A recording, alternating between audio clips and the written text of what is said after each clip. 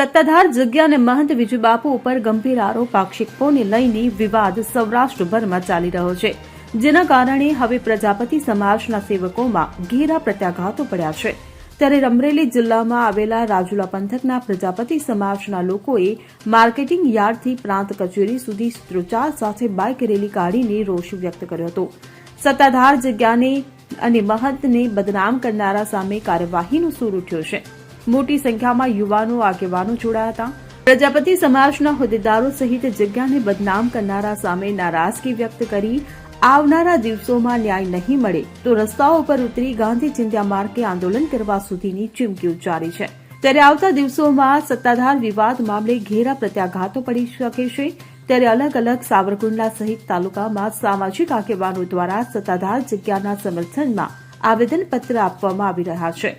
ત્યારે રાજુલા બાબરિયા ગુર્જર પ્રજાપતિ પ્રમુખ દ્વારા સત્તાધારના મહંત વિજુબાપુને બદનામ કરનાર સામે પગલાં લેવાય તેવી માંગ કરવામાં આવી છે, જેને લઈ પ્રાંત અધિકારીને આવેદનપત્ર પણ આપવામાં આવ્યું હોવાનું તેમણે જણાવ્યું હતું.